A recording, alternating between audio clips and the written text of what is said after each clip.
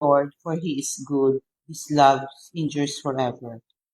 Let the redeemed of the Lord tell their story, those he redeemed from the hand of the foe, those he gathered from the lands, from east and west, from north and south. Some wandered in desert wasteland, finding no way to a city where they could settle. They were hungry and thirsty, and their lives ebbed away.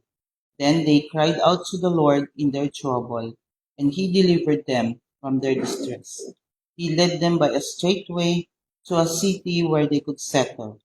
Let them give thanks to the Lord for his unfailing love and his wonderful deeds for man. For our opening hymn, let us sing To God Be the Glory.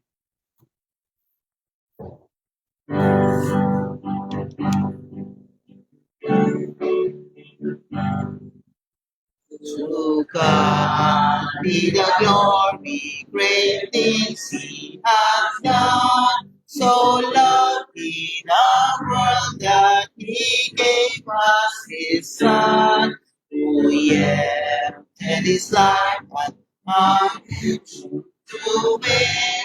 And oh, that the life he that all may go in. Praise the Lord, praise the Lord. Let the earth hear his voice. Praise the Lord, praise the Lord. Let the people rejoice. So come to the Father through Jesus the Son and give him the glory. Great things he has done. Over my redemption, the purchase of God to every believer, the promise of God, the kindness of offender who truly believes that moment from Jesus the pardon receives. Praise the Lord, praise the Lord. Let us earth hear his voice. Praise the Lord, praise the Lord. Let the people rejoice. So come to the Father through Jesus the Son and give him the glory. Great things he has done. Makatito kita na.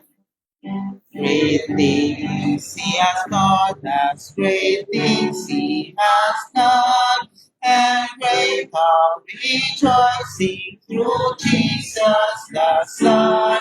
But you, and higher, and greater will be our wonder, our transport when Jesus we see. Praise the Lord, praise the Lord. Let the earth hear his voice. Praise the Lord, praise the Lord. Let the people rejoice. Come to the Father through Jesus the Son and give him the glory. Great things he has done. Let us pray. Heavenly Father, padayon kami nga nagadayaw sa imo dako nga ngalan, Ginoo. Madamo gid nga salamat, Ginoo, for your unfailing love and for your faithfulness sa among nakabuhi, O God.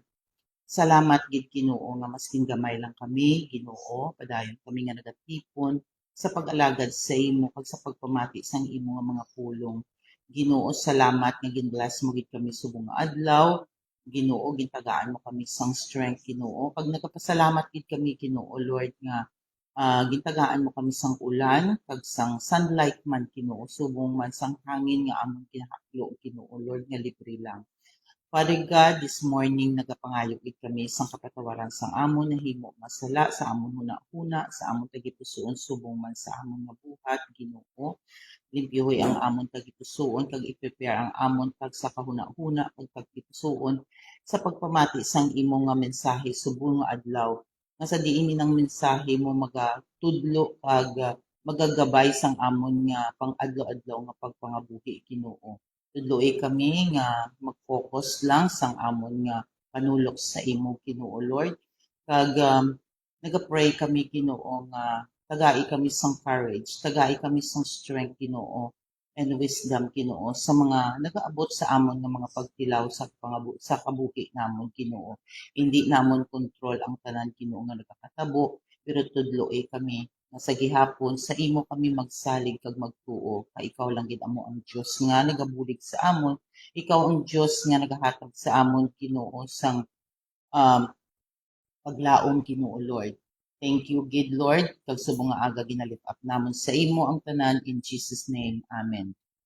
Magalingkod kita tanan kag basahon nato ng atong responsive reading sa Daniel chapter 12 verses 1 to 13, the end times. Pagaunahan ko diri sa 12 kag magatapos kita sa 13, pagadungan sa 13. At that time, Michael, the great prince who protects your people, will arise. There will be a time of distress such as has not happened from the beginning of the nations until then.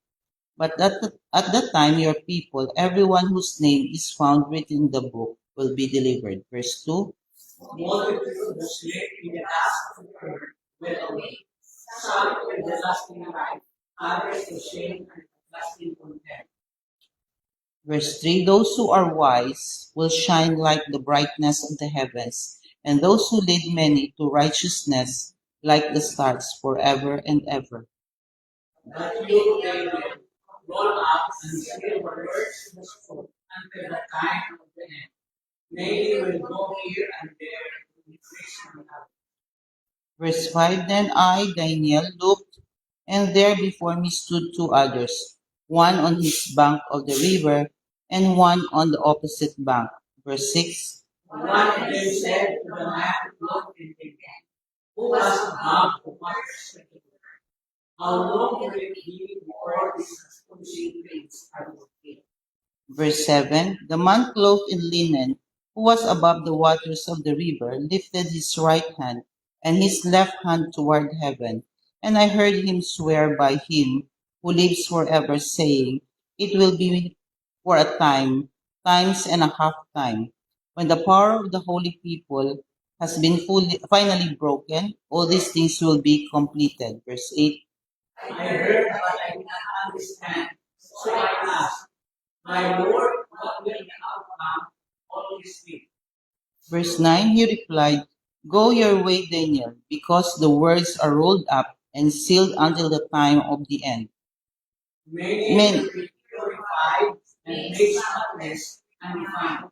But the wicked will continue to be wicked. None of the wicked will understand, but those who are wise will understand. Verse 11, from the time that the daily sacrifice is abolished and the abomination that causes desolation is set up, there will be 1,290 days. Verse 12, Blessed is the man who waits for his resident of the 1,000 years.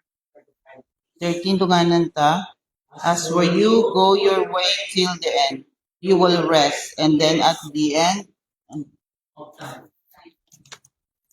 for our responsive hymn, let us sing, there is power in the blood.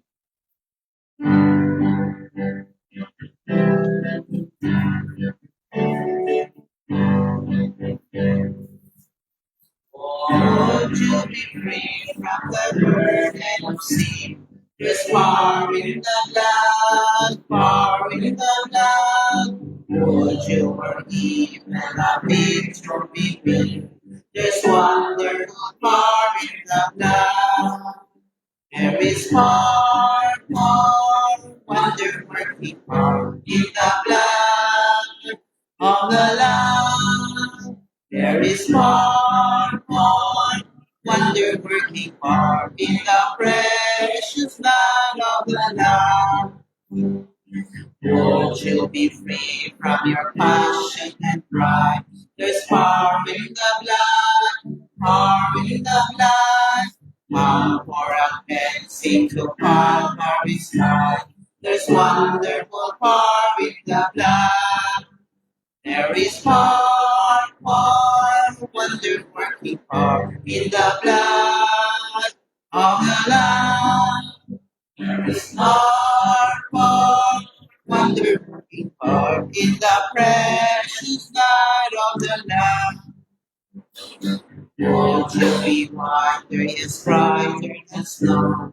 There's power in the blood, power in the blood. Since sins are lost in this life-giving flow, there's wonderful power in the blood.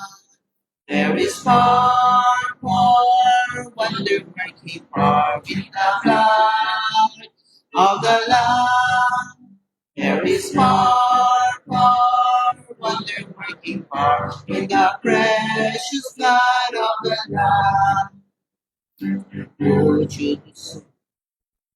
For our announcement, Pastor prayer and scripture text, yata kuning time sa kay Pastor.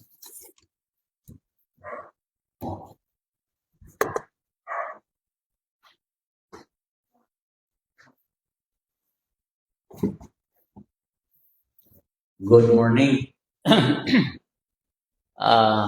Wala kita sang jutay lang kasubong kay sanday ang pamilya sang mga pampliga ato sa Negros kaga ang kabataan ginaubo aton mga student ginaubo ka brakro ito so papuway na isla magkatulibasi lang kita.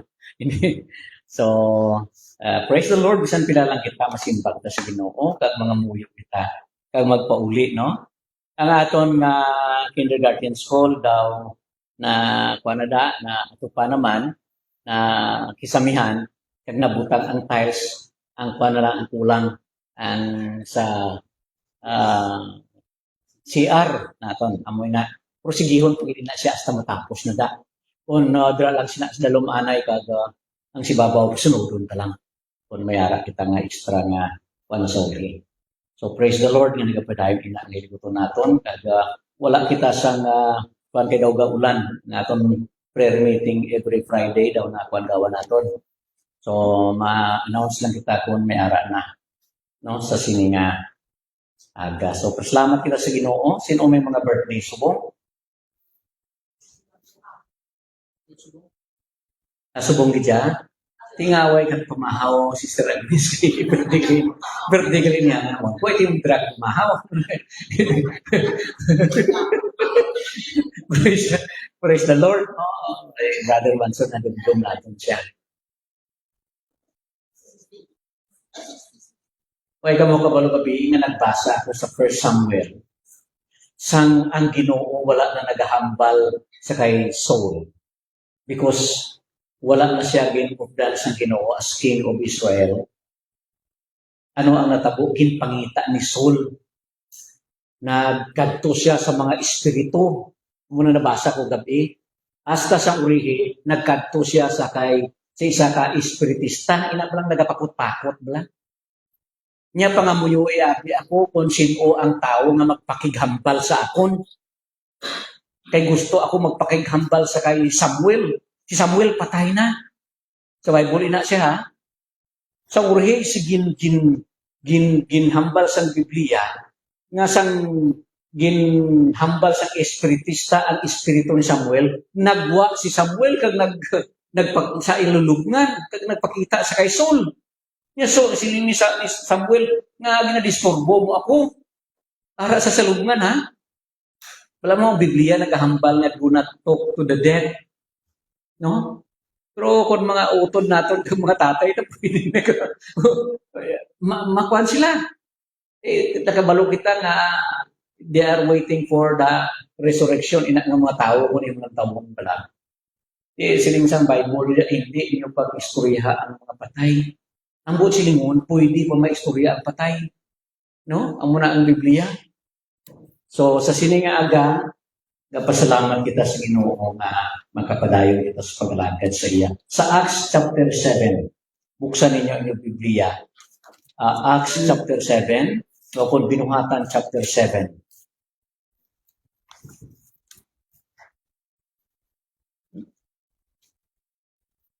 Verse 8 to 15.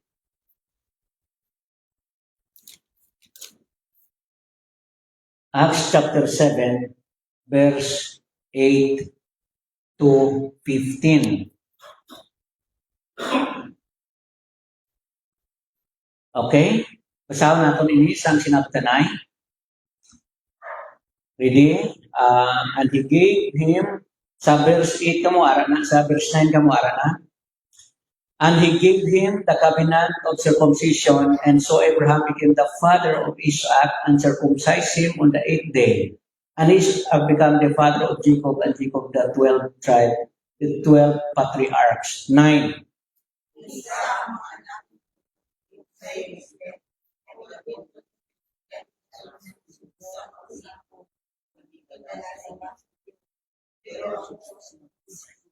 And rescued him from all his affliction, and granted him favor and wisdom in the sight of Pharaoh, king of Egypt, and he made him governor over Egypt and all his household. 11.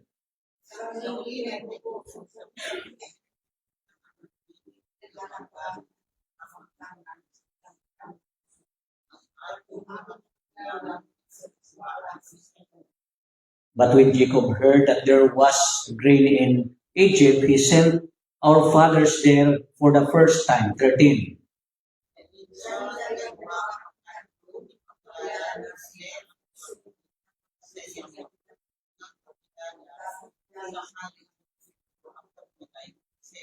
Then Joseph sent a word and invited Jacob, his father, and his relatives to come to him, 75 persons in all. 15.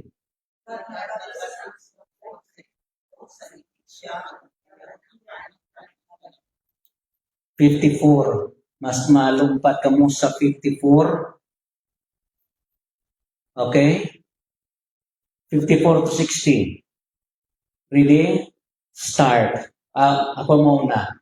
Now when they heard this, they were cut off to the quick, and they began gnashing their teeth at him. 55.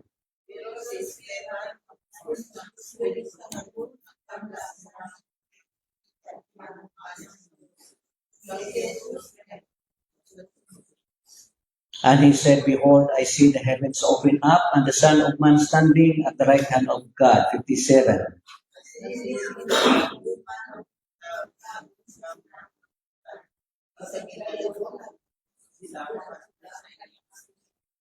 When they had driven him out of the city, they began stoning him, and the witnesses laid aside their robes at the feet of the young man named Saul. 59.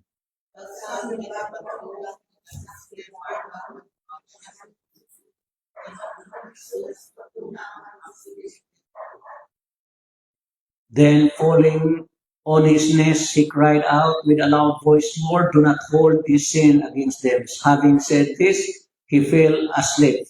Sa sining nga bersikulo, makita naton ang pagwali ni Stephen, isa ka deacon sa simbahan. Okay, magapangamuyo kita. Ito kaliugan electric pan to. Sa ako na init. Ito lang imo to karon.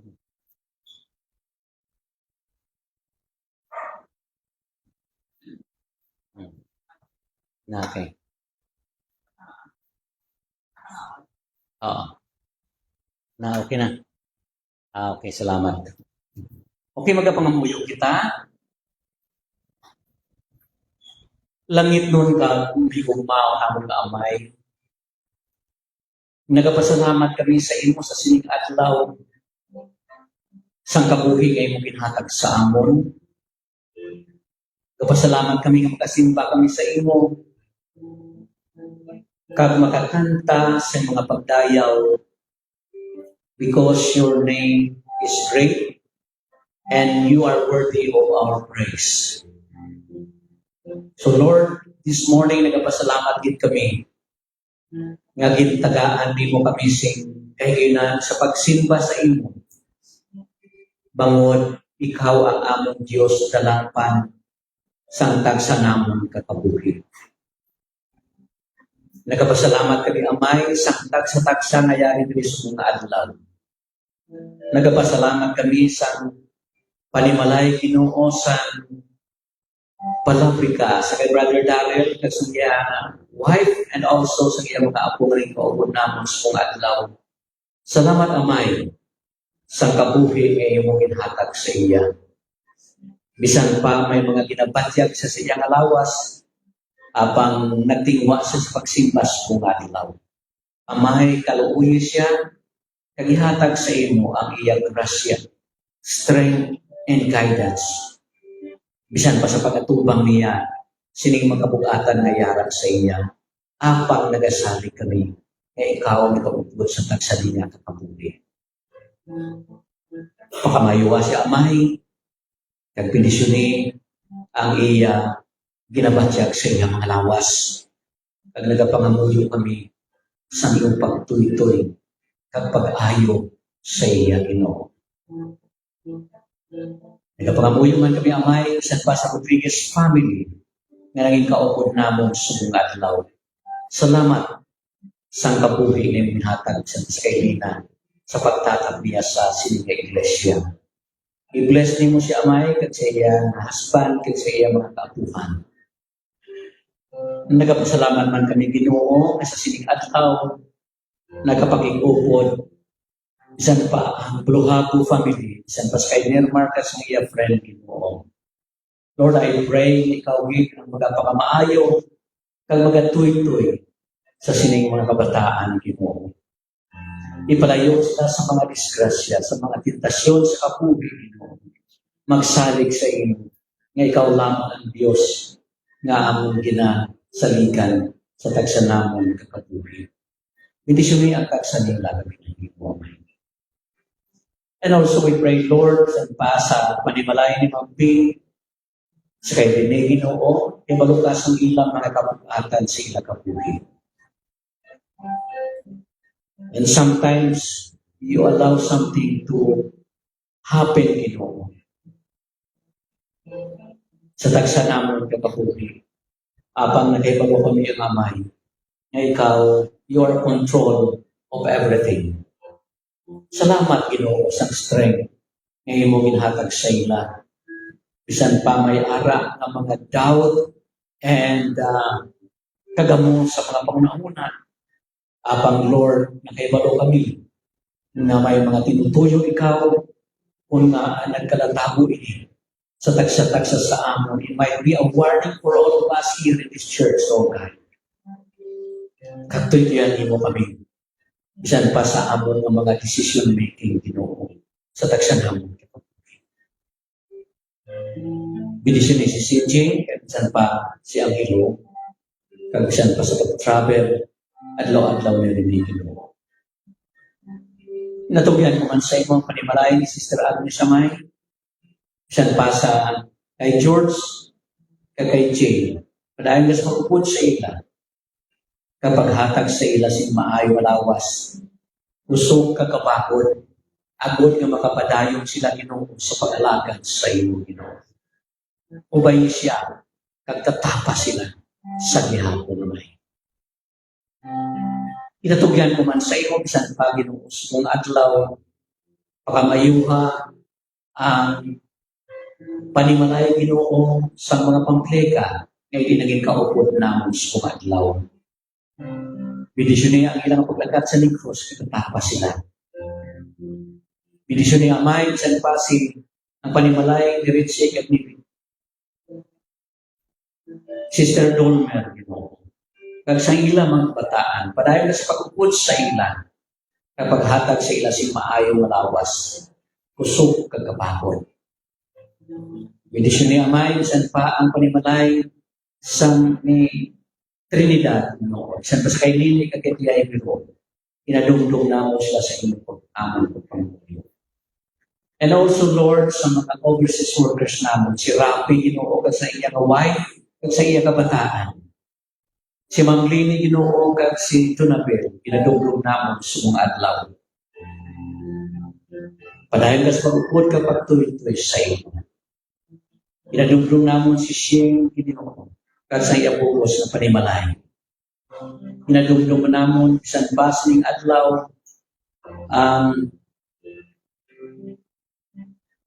utod namon nga si Manny, kag sa iyang bukos panimalay, kag si Yuli, no. Kagisan pa si Vivien, si Karina, kag si Corina.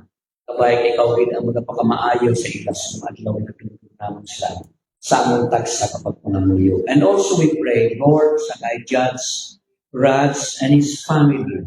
Lord, continue to bless them. Continue to use him in the ministry, O God. And also to decide sa mga cases, Ginoo, na sunod sa imong kabubuton. Pakamayuha iya opisina, kagasan pa ang mga nagatrabaho, ang mga kaugnanan niya dira. Tagaisla sa wisdom and understanding sa decide nila sa mga cases na yara sa iyong opisina, Ginoo. And also we pray sa Canopy Christian Church, kag sa Tabuhangin Christian Church, Lord, inadumdum namon sila sa ilang mga panimbaho sa mga adlaw. Inadumdum namon ang Sikugod Christian Church, Ginoo. Kagusan pa ang Damit Leaders Christian Church dito sa Zamboanga. Father, I pray sa mga pastors, Ginoo namon na nag-aalakad sa imo.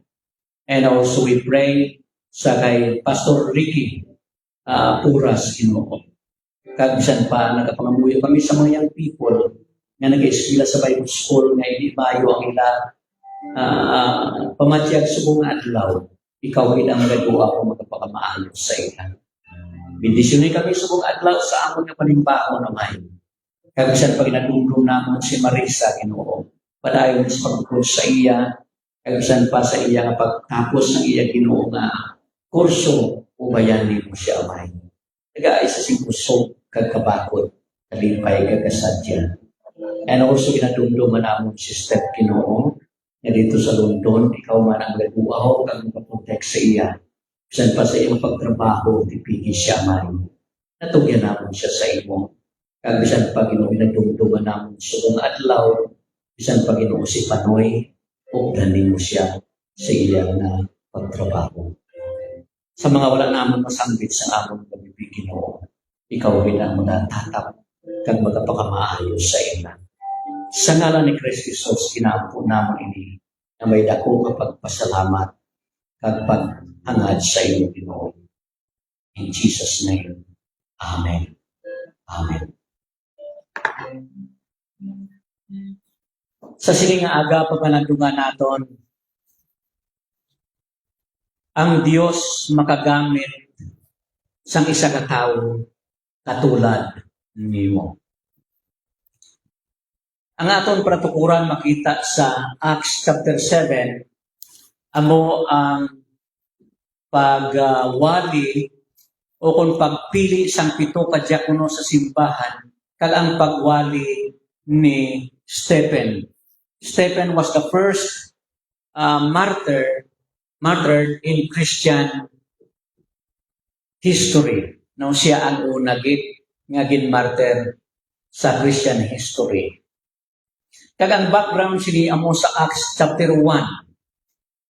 So when Jesus Christ ascended to heaven, He promised to His disciples in Acts chapter 1 verse 8 nga nagasiling siya, kag magabaton kamo sa balaan nga espiritu, kag magagbaton kamo sing gahom, kung ang balaan nga espiritu mag-abot sa inyo, kag manginsaksi ko kamo sa Jerusalem, sa Judea, sa Samaria, kag sa bukos nga duta. Amoy ni ginhambal ni Kristo Jesus sa iyang mga disipulos. And in Acts chapter 2, makita naton nga ini nga promesa na fulfill ina bangod nga nag-abot ang balaan espiritu paagi sa iya nga alagad nga si Kristo Jesus. So when the disciples were all together in one place, then suddenly a sound like a blowing of violent wind came from heaven and filled the whole house when they were sitting, and they were all filled by the Holy Spirit. Mga 120 ka mga membro sa iglesia ang nagtipon dito sa ginatawag nila nga upper room. Kag sa satong nga time, si Pedro stood up and addressed the crowd and started to preach Jesus Christ, whom they crucified. His message then and appeal to the people. So in chapter 2, verse 38, ang mensahe niya nagasili, repent and baptize every one of you in the name of Jesus Christ for the forgiveness of your sins, and you will receive the gift of the Holy Spirit. So there was a tremendous result of Peter's preaching. Those who accepted the message were baptized, and about 3,000 souls were added to the church during the time. So karon sang nagtubo na kagdamo na ang membro sang ila iglesia, nag-abot ang mga problema sa ila na makita sa Acts chapter 6 verse 1. When the number of the disciples were multiplied, there arose a murmuring. There arose a complaint sa sulod sang ila iglesia. Mga utod, it is good that the church in Jerusalem grows tremendously, but here, there was a problem regarding the distribution of meals among the widows. Although nga nagdamo ang ilang membro sa ilang simbahan, pero sa sadto nga time, nag-abot ang problema sa ila ang pag-distribute sa mga pagkaon sa ilang mga membro, ila binagit sa mga imol nga mga widow. So we can see here in the early church that there are envy and covetousness to be found among the poor as well as among the rich. So the disciples addresses the problem. In Acts chapter 6 verse 2, so the 12 gathered all the disciples together and said, it would not be right for us to neglect the ministry of the word of God in order to wait or minister on the tables. So in Acts chapter 6 verse 3, brothers, choose 7 men among you who are known to be full of the Holy Spirit and wisdom. We will turn this responsibility over to them. We will give our attention to prayer and the ministry of the word. So, bangod sa itong problema, gintangaan nila sing solusyon amo ang pagpili sang 7 ka mga deacon sa sulod sa iglesia. So we can see how they solved the problem. They called the multitudes of the disciples, the members of the church, including the 12 disciples. The 12 disciples could not decide unless they are giving to involve the whole congregation. So the purpose mainly is to solve the problem or to serve the table. And this responsibility is to be done by the deacons, and the apostles continue to preach the word of God. So there is a separation of trabaho sa sulod sa iglesia. Ang mga deacons ang responsible sa pag-distribute sa mga pagkaon, pero ang mga disciples ang mga elders sa simbahan nagapadayon sa pagwali sa pulong sa Dios. So mamangkot kita sa sininga adlaw. The people nagpili sila sang 7 ka mga deacons kag ginordinan adto sang mga apostles. So mamangkot kita, what kind of men they are looking in order nga mangin deacon sa silang bahan? May mga qualification dito nga ginhambal. Number 1, na kung gusto ikaw nga mangin qualification sa sulod sa iglesia mangin deacon, number 1, men of honest report. Ikaduha, men free from scandal. Number 3, men that look upon their neighbor as men of integrity. Number 5, men that can be trusted. Number 6, well-spoken of for everything. Number 7, men full of the Holy Ghost and men full of wisdom. Those are the qualifications to become a deacons during the times. So these are the qualities of men to serve as deacons in the church during the early days. So the proposal To choose the seven was agreed by the disciples, and it pleases the whole multitudes. The apostles appointed them to their work of serving the tables for the present. They prayed with them and for them. All that are employed in the service of the church, all to be committed to the conduct of divine grace by the prayer of the church. They laid their hands upon them. Amoy ni ang ila nga ginhimo.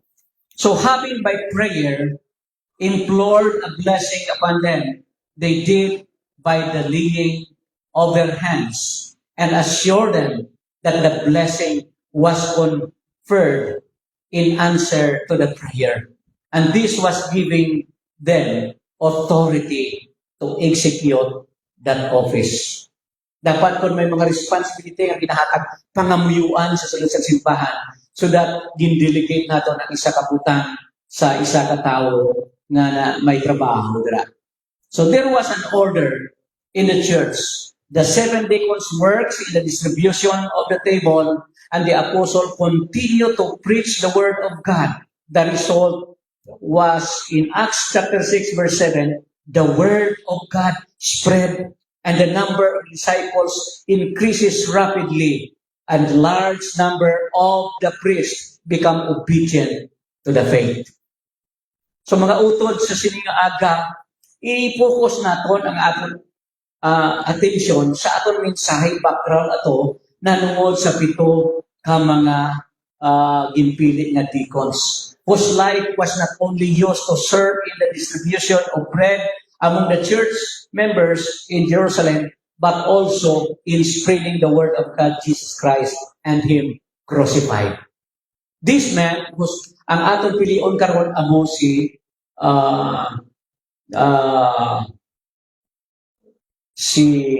Stephen. Ini nga tawo was exceptional. Ini nga tawo ang iya kabuhi extraordinary. Ini nga tawo ang iya kabuhi amo ang iya kamatayon nangin panggas agod ang iban nga mga tawo mabuhi sa sini nga kalibutan. Kag ang iya ngalan amo si Stephen. Siya kag ano nga sahi siyang tawo siya, kag ano ang personality nga yara sa iya. Pamalandungan naton sini nga aga. What was his great accomplishment in the kingdom of God? What are the qualities he possessed? Let us go back to Acts chapter 6 verse 1. Number 1, he was a man full of the Holy Spirit. Sa Acts chapter 6 verse 5, he was a man full of grace and power. His name was signified crown. He was a man full of courage, and he was a man, an extraordinary man, excelled in everything that was good. Ang namin nga word rin, excelled in everything that was good. Kung ano ang manamit bala, nag-excel siya. Hindi ang malain. No? Kung ano ang qualities niya ka maayo, dira siya nag-excel, bangon isa siya ka-deacon sa sulod sang simbahan. So what does it mean to be a man full of faith and Holy Ghost? To be full of faith and Holy Ghost means that he was a man who emptied himself, his life first. Then in that emptiness, he allowed Jesus Christ to fill his heart. Stephen was that kind of man. He allowed himself to be empty. He felt that nothing good in his life.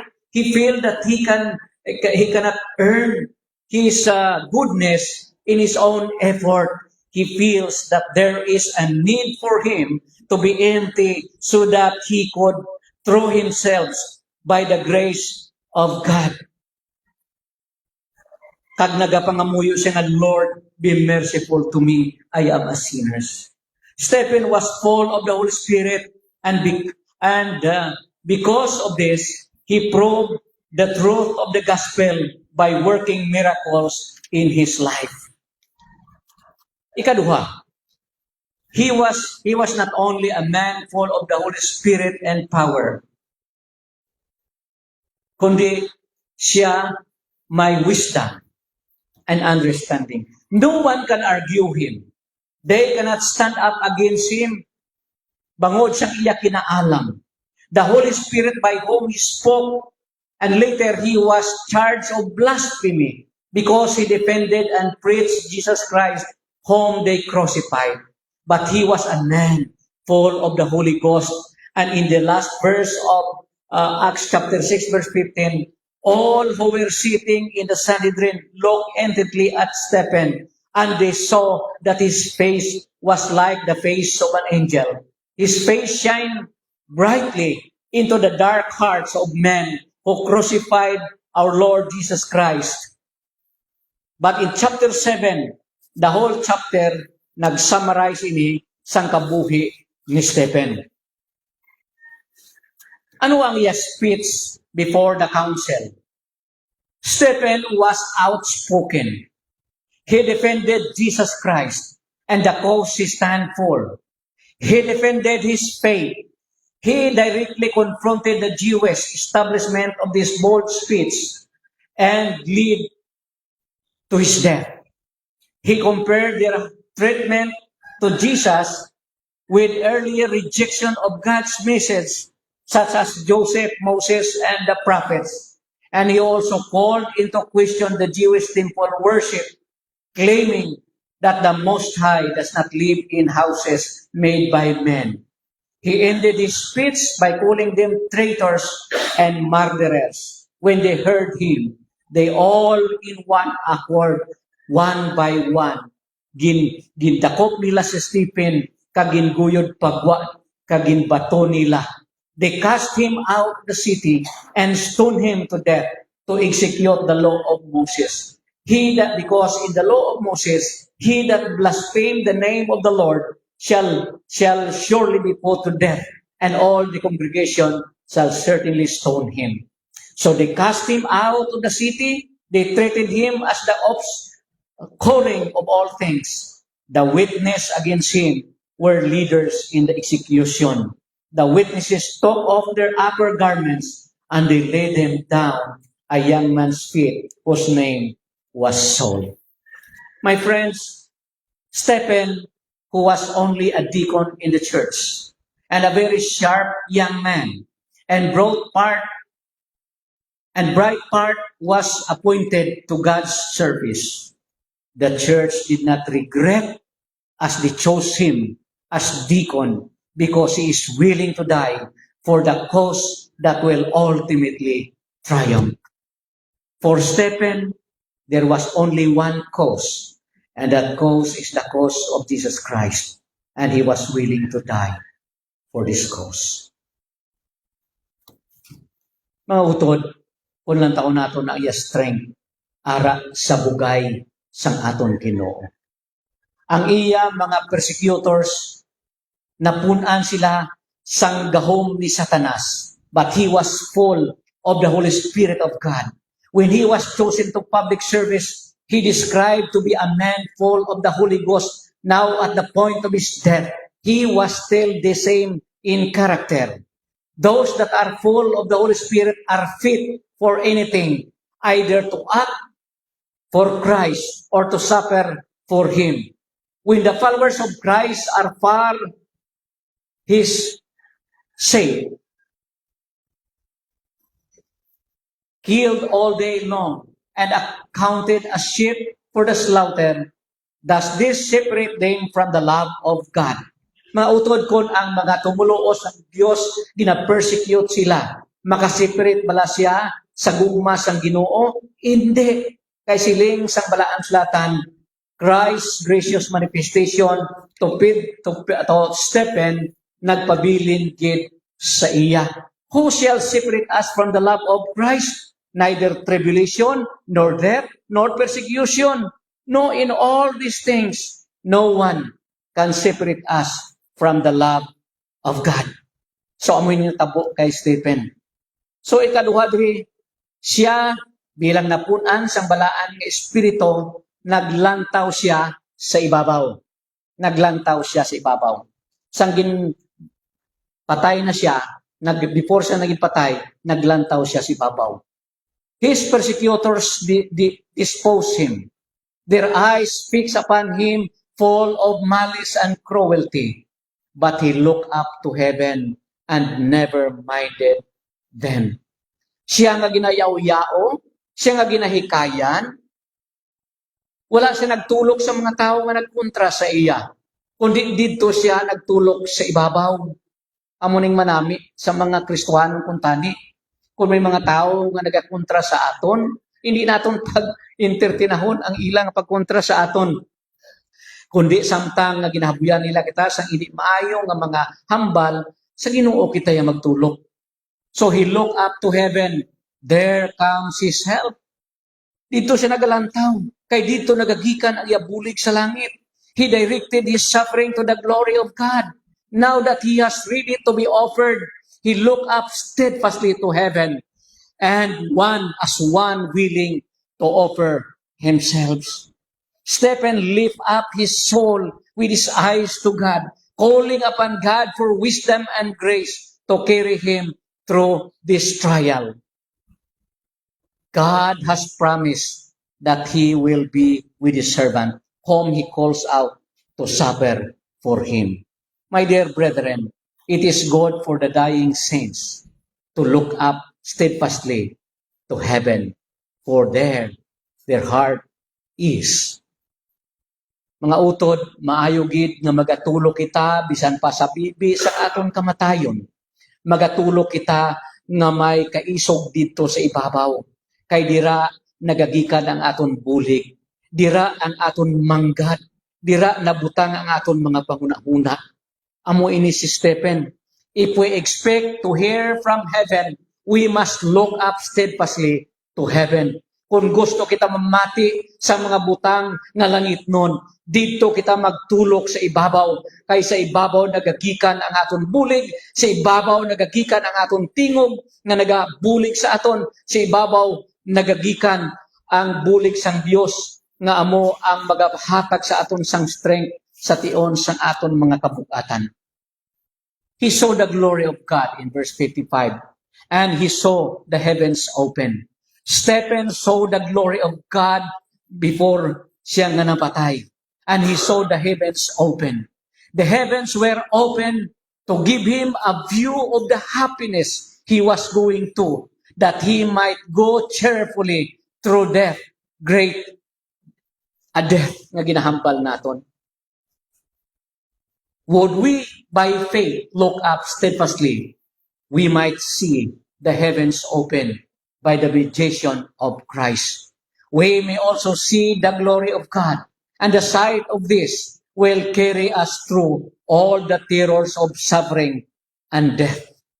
Stephen not only see the glory of God, but he saw Jesus Christ standing on the right hand of God. Sandali na lang siya mapatay. Hindi lamang nakita sa pagtagla niya sa langit, hindi lamang nakita niya ang himaya sang Dios. Nakita niya si Kristo Jesus nga ara sa tuo sang iya amay nga yara sa langit. When the Old Testament prophets saw the glory of God, it was attended with angels. But sa sininga atong ginhambal, wala diri ginhambal ang anghel. The glory of God shine brightest in the face of Jesus Christ. Here is a proof of the exaltation of Christ. He saw Jesus Christ at the right hand of God. Stephen sees him standing there. He stand ready to receive him. He stand ready to crown him. And he stand ready to give him a prospect of joy set before him. Amo gali ini ang kinaiya sa isa ka tawo nga mapatay katulad ni Stephen. Ginatagaan siya sang prospect, sang kalipay nga ginaman para sa iya. Mga utod, si Kristo Jesus yara sa tunga naton. No matter kung ano ang mga tao against sa aton ang iba ng mga tao. When our Lord Jesus Christ was in agony, an angel appeared to him. But Stephen had Christ himself appearing to him. Nothing so comfortable nor so animating as to see Jesus at the right hand of God. By faith, we may see him there. Makita naton siya dira. Sa katapusan, mga utod kag mga hinigugma, si Stephen isa ka payos nga nagwali nanungod sa kay Kristo Jesus kag sang iya nga pagwali ginpatay siya sang mga Hudiyo. Bisan nagpanawag siya sa ngalan sang Ginoo, ginhaboy siya sang mga bato hasta mapatay siya. Though they stoned him, yet he called upon God. It is an amazing comfort that those who were treated unjustly, hated and persecuted by men, let they have a God to go through. Bisan manami ini nga ginhambal sa balaang sulatan, bisan gina-treat siya unjustly, ginkaugtan siya sa mga tao, pero may Diyos siya nga ginasaligan, ka ginatugyanan sang iya nga kabuhi. Stephen was now cast out of the city, but he was not cast out from the presence of God. He was now taking his leave sa sining nga kalibutan and therefore calls upon God. Nagpanawag siya sa Ginoo. Mga utod kag mga hinigugma sa sining iglesia, it is good to die praying to God. Those short prayers Stephen offered up sa iya nga Ginoo sang napatay na siya. Kag amo ini ang iya nga pangamuyo diri kita magatakop sini. Nagsiling siya. Samtang nagakamatayon siya, siling niya, Lord, receive my spirit. Lord, receive my spirit. Ginoo, batuna ang akon espiritu. Kag siling niya, Ginoo, hindi pagbalusi ining mga tao nga nagpatay sa akon. So his prayer for his persecutors in verse 16, amoy ng circumstansya sang pagpangamuyo nila. He knelt down. Nagluhod siya, which was an expression of his humility in prayer. Kabalo ka mo nga, kung magluhod kita, it is an expression of humility before God. Nga kaluyan kita sang akong Ginoo. Kag sang iya nga pagluhod, kag nagpangamuyo sa Ginoo, he cried out with a loud voice, which was an expression of his importunity. Lord, Lord, lay not this sin to their charge. This is a humble prayer of a dying deacon. This prayer is a prayer for forgiveness to those men who put him to death. So when he had said this, siling sang balaang sulatan, he fell asleep. Nagtulog siya. Death is but a sleep to good people. Tandaan tayo na siya. Ang kamatayon sa maayo nga mga tumuluo, sa maayo nga mga Kristohanon sa sininga kalibutan, isa ini lamang kapag tulog. He fell asleep when he was praying for his persecutors. It is expressed as if he thought he could not die in peace till he has done this. If he does sleep, he shall do well, and he shall awake again in the morning of resurrection. Kung magtulog man si Stephen sa masakit nga kamatayon nga iya gin-experiensyahan, he shall awake again in the morning of resurrection.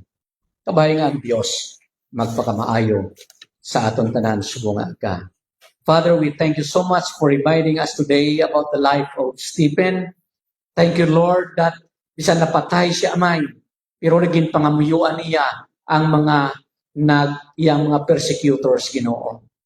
Nagapasalamat kami sa pagpanumdum nimo sa amon nga we will die with integrity. We will die as a spotless creation, Ginoo, o creature. Ipakamayuha kami amay subong adlaw bisan pa sa amon nga pagpauli karon. O bayan nimo ang tagsa-tagsa sa amon. Kaluoy kami amay bangod nga ikaw, Diyos nga maluluyon sa tagsa namon kakabuhi. Sa ngalan ni Kristo na ampo namon ini. Amen.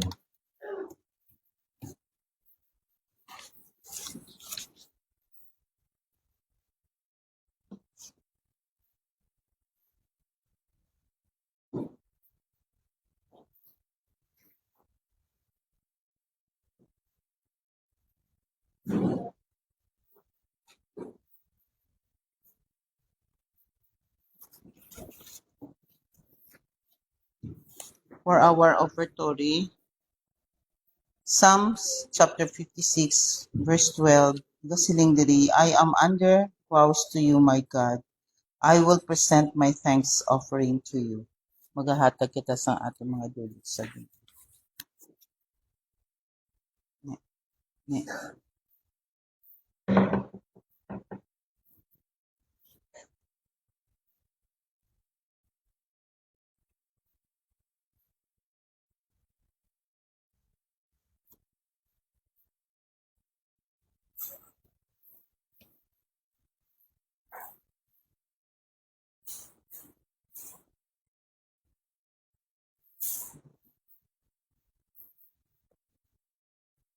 Pinapangabay ang tanan sa pagtindog.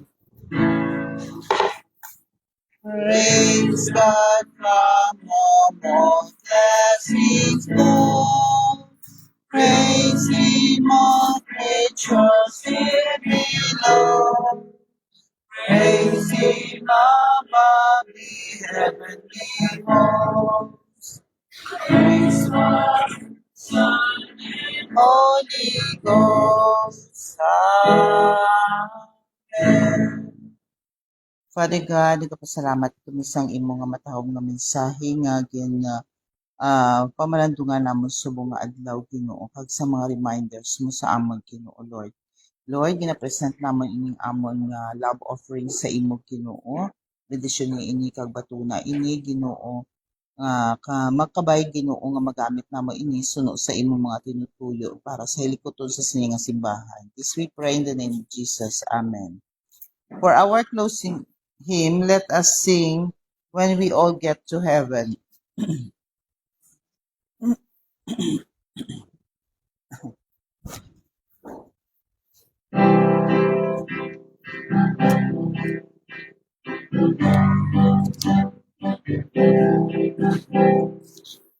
Sing the wondrous love of Jesus, sing His mercy and His grace.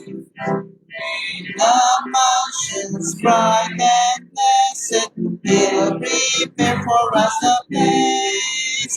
When we all get to heaven, what a day of rejoicing that will be.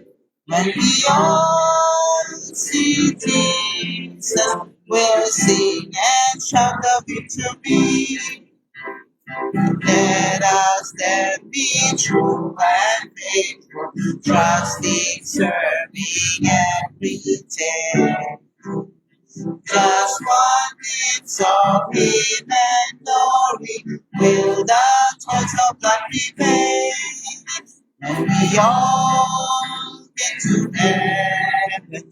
What a day of rejoicing that will be. When we all see Jesus, we'll sing and shout the victory. Let us all rise. Onward to the prize before us, so His beauty will behold. Soon the pearly gates will open, we shall tread the streets of gold. And we all get to heaven.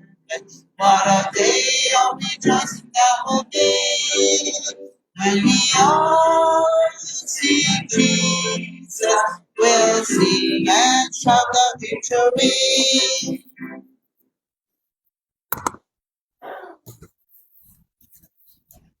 Ginoo, nagatugyan kami sang amon tagsa kakabuhi sa imo subong aga, bisan pa sa amon nga pagbiya sa siningaduog sang pagsimba. nagapangayo kami amay sang imo pagtuytoy kag paggiya sa amon dalanon.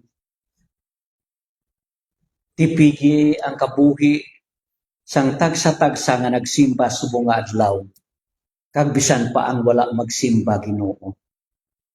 Tatapa nga hindi kami mawad-an sang amon matag adlaw nga mga kinahanglanon. Tagaay kami amay sang amon pagkaon sa adlaw-adlaw nga tanan.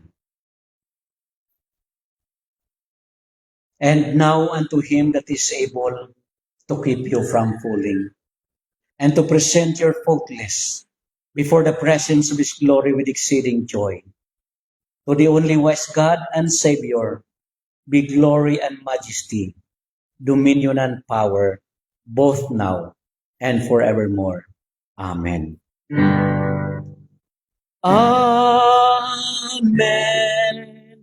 Amen. Amen.